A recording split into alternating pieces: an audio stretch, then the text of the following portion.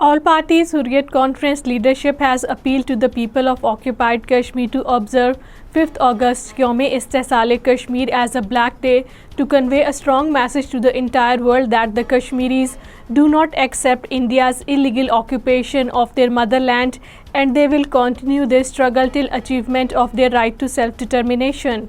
Convener of the All Parties Hurriyat Conference Azad Jammu and Kashmir Chapter Mahmood Ahmad Sagar, terming 5th August as one of the darkest chapters of occupied Kashmir's recent history, said that Kashmiris do not accept Modi-led Indian government's illegal actions it had taken on the day in 2019 in violation of the UN resolutions.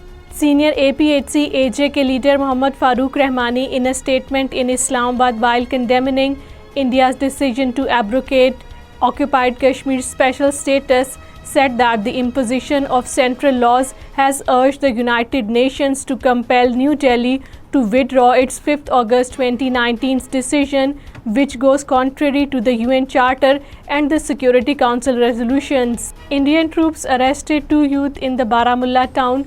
According to Kashmir Media Service, the troops and paramilitary personnel arrested the youth during a cordon and search operation. The arrested youth has been identified as Faisal Majid Ganai and Nurul Kamran Ganai.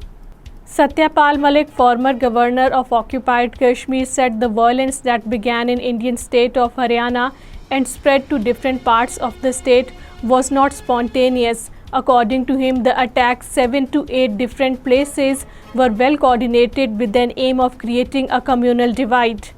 2 major incidents of violence in India under the Bharatiya Janata Party ruled states, Maharashtra and Haryana, have drawn sharp reactions over the hate politics. In Maharashtra, Chetan Kumar Singh, a railway protection force constable, shot dead his senior and other 3 Muslim passengers aboard the Jaipur-Mumbai Central Express train.